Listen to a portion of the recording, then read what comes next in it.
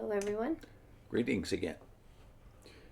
We are in Ignatius's Epistle to the Philadelphians. And we know Ignatius is on his way to martyrdom in Rome. He's stressing to every local church the need for unity in the face of heresy and divisions. And he's said in the first 4 paragraphs of the book, this epistle that is, that the unity centers on the Eucharist. That is, there's only one group of people on earth at this point that are worshiping the Lord Jesus Christ around a table. And you need to gather with that community. You don't follow after the teachers who claim to have a superior anointing. And that, we remember, is also the point made in the epistles of John at the end of the 1st century, just about 10 years before this. John is making the same case to the same congregations in Asia.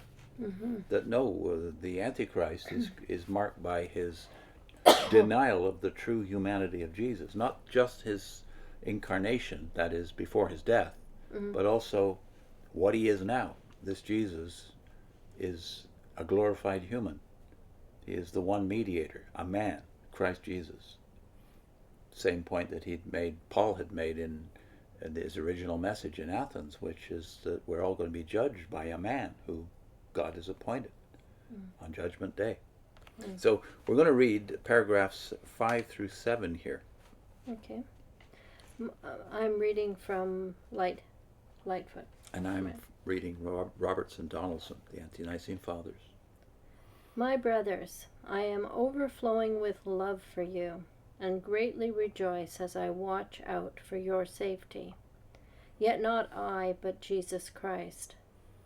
Though I am in chains for his sake, I am all the more afraid, because I am still imperfect. But your prayer to God will make me perfect, that I may attain the fate by which I have received mercy, since I have taken refuge in the gospel as the flesh of Jesus, and in the apostles as the presbytery of the church. We also love the prophets, because they anticipated the gospel in their preaching, and set their hope on him, and waited for him. Because they also believed in him, they were saved, since they belonged to the unity centered in Jesus Christ. Saints worthy of love and admiration, approved by Jesus Christ, and included in the gospel of our common hope. But if anyone preach the Jewish law unto you, listen not to him, for it is better to hearken to Christian doctrine from a man who has been circumcised than to Judaism from one uncircumcised. But if either of such persons do not speak concerning Jesus Christ, they are in my judgment but as monuments and sepulchres of the dead, upon which are written only the names of men. Flee therefore the wicked devices and snares of the prince of this world, lest at any time, being conquered by his artifices, you grow weak in your love. But be ye all joined together with an undivided heart. And I thank my God that I have a good conscience in respect to you, and that no one has it in his power to boast, either privately or publicly, that I have burdened anyone, either in much or in little. And I wish for all among whom I have spoken that they may not possess that for a testimony against them. 7. For even though certain people wanted to deceive me, humanly speaking, nevertheless the Spirit is not deceived, because it is from God, for it knows from where it comes and where it is going, and exposes the hidden things. I called out when I was with you. I was speaking with a loud voice, God's voice. Pay attention to the bishop and to the presbytery and deacons. To be sure, there are those who suspected that I said these things because I knew in advance about the division caused by certain people. But he for whose sake I am in chains is my witness. That I did not learn this from any human being. No, the Spirit itself was preaching, saying these words, Do nothing without the bishop. Guard your bodies as the temple of God. Love unity. Flee from divisions. Become imitators of Jesus Christ, just as he is of his Father. Love unity, avoid divisions. So this is his message over and over again to every letter he writes to the local churches, right? Mm-hmm. What are these people that are the heretics at this point? What's the character of them? And you see one of the characteristics here in paragraph 6 is they're preaching the Jewish law. That doesn't necessarily mean it's the same group of people, but there's obviously a significant overlap. What's the other thing they're stressing? That Christ isn't truly human. Yeah. So the reverse of the problem today, I would say. Yeah, and in that little sentence you tripped over, I think, when we were looking at this the first time. The gospel, the flesh of Jesus. What's that? Yeah. Well, it said, I have received mercy since I have taken refuge in the gospel as the flesh of Jesus and in the apostles. So yeah, that kind of, I didn't know what it was talking about. So the apostates, if you want to, let's just call them heretics for now, not apostates, since they're still associated with the church here. The heretics seem to be separating on the basis that the true Jesus is the divine Jesus. And well, that's, like you said, the opposite of the heretics today. Yeah. They accept his divinity, but they don't accept his true humanity. Yeah. Hence the reference to the gospel being about the flesh. Yeah. The one mediator, the man, Christ Jesus. That's right. They have to, because of that problem existing at that time, they emphasize that he's a man.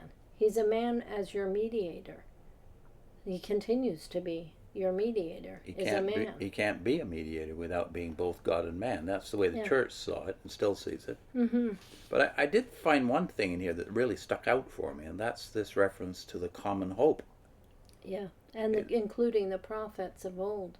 Yeah. In that common hope. So when you're a witness, of course, you're not only taught there's two hopes, which is 144,000, all of whom ultimately will be in heaven with Christ and give up, therefore, their humanity because he gives up his humanity. See the flow here, the domino effect. But there's a second group that are the ones with an earthly hope who survive through Armageddon into the new world. But then there's the third group, that is all the dead who are going to come back to live on the earth. Yeah. And that will include the Old Testament saints, that is the holy ones from the Old Covenant. But he includes them in the one hope here. That's right, because they were looking forward to the coming one, to the Messiah, and believed in him, trusted in that for themselves. Yeah, well, as their hope. Here's the way Robertson Donaldson put that in the middle of paragraph 5. Let us also love the prophets because they too have proclaimed the gospel and placed their hope in him and waited for him, in whom also believing they were saved. Yeah. They were saved, not will be one day saved if they're good boys in the new order. That's why when Paul or Peter go to the synagogues, they're proving to their fellow Jews, they're proving to them through their book, through the prophets, that Jesus is the Messiah, the one we've been waiting for, the Messiah. And he adds to that thought, Ignatius does, that is, that they were saved, that is, the prophets were saved, through union to Jesus Christ. So the one hope involves being in Christ, and even though they hadn't even seen Christ or known him as a human being, and he hadn't even arrived yet, they're still in union with him. Yeah. A lot of ex-witnesses who we've talked to over the years have said, well, what about the Old Testament? People, the holy people of the Old Testament, will they be a different group? Well, obviously, Ignatius is saying, no, we believe they are part of the same saved body that are in union with Christ. What he addresses, too, though, is a problem arises from the Jewish believers hanging on to salvation through works or through the law. Trying to include that in the salvation instead of it being salvation through Jesus Christ. Well, The Judaizers being Jewish, we would kind of guess that's what would happen with some of them anyway. Yeah. But the surprise here in paragraph 6 is that he's saying that some of them are not even Jews. Some of the Gentiles are preaching salvation through works, law, the law of Moses. Because they're taught by people who think that, the Judaizers would have been, the converted Jews, some of them would have perhaps had this idea in their head. It'd be hard for them to shake it. But that idea, though, salvation by works, is not original to Judaism. It's the default condition of the whole human race, i.e. Gentiles too, which is to say, remember the Philippian jailer who, when he sees this amazing thing that's happened, says, "What must I do? To be saved." Yeah. That's the way Gentiles reason, as well as Jehovah's Witnesses. Yeah, and it's what you see taught by other religions, that you must do this and then you will get your reward. But with Christianity, you're told Christ has done what's needed for you to be saved. The works are an add-on. They're not a means of salvation. No. And so that common denominator, that is work salvation, ties together some we call cults, like Jehovah's Witnesses, and some call cults of Seventh-day Adventists, who do separate themselves based on works mentality. And thinking that you need the law. And Muslims. Yeah. Who believe that you're only saved through certain acts of obedience to Allah. Mm-hmm. And a lot of witnesses fall into, what are they called? There's a group that really emphasize the law, and you must follow the law. Jewish roots. Yeah, Jewish roots people. So they're kind of falling into that same idea that yes, Jesus is your Savior, but you also have to continue to do everything that was in the Old Testament. What you can. Law-wise. Anyway. So there are various versions of what is generally called the Hebrew roots movement. So be careful if you're getting associated with any of those groups, because they are also new on the ground, i.e. their ancestors are obviously here, because it's Jesus plus here, isn't it? Yeah. It's not without Jesus, it's Jesus plus something else. Grace being undeserved, being a gift, is hard for people to take. They always somehow want to feel, in a way, I'm worthy, or I've credited myself because I've done these things, and so now God will love me. That is a difficult thing to shake. I do believe, again, though, we should return to the main point that he's making here, the need for unity. Mm-hmm. And that unity is what we would have to call, if you pull back from it a little, it's not loyalty to some overarching organization or structure. Mm-hmm. It's loyalty to the local community gathered around the name of Jesus Christ and gathered around his table. Yeah. Loyalty to that group, which is actually loyalty to Christ, because he, of course, had set these churches up. Mm-hmm. So for you to distance yourself from them, even for a good reason, and good reasons sometimes exist for separating, but you've got to think twice about it, more than twice, really, because the principle that's at stake here is community and consensus. God has always had a people, and if you had been born in the days of Abraham, Isaac, and Jacob, I don't think you would have been entirely happy with the people that were part of the saved community, the elect. Yeah, and that's never been not true. It's more like family. You don't always get along. But they remain your brethren, don't they? That's right. Well, that's true of the church, but it was true of Israel as well. We shouldn't forget that. Mm-hmm. Okay. What's our link? We're linking to a Genesis video we did called Deluge, Sacrificial Offerings, and Works Salvation are Universal Myths. This is part of our Genesis playlist, I believe, and it's based on Genesis 7, where you have the story of the deluge.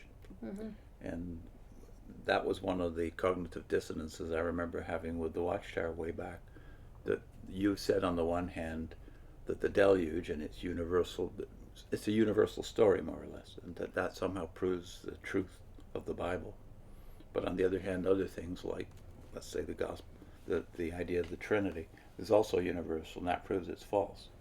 So I remember thinking about that quite a bit when I was a pretty young and aggressive Jehovah's Witness. So this video is about Genesis 7, where you have another universal practice, which is sacrifice, blood sacrifice, Mm-hmm. of course the story of the deluge, and works salvation as being normal. And that, yes, that is universal. Yeah. So it applies to this study particularly, that it is the default condition of the human race to believe that you have to do something to be saved. Mm-hmm. See you next time. Bye.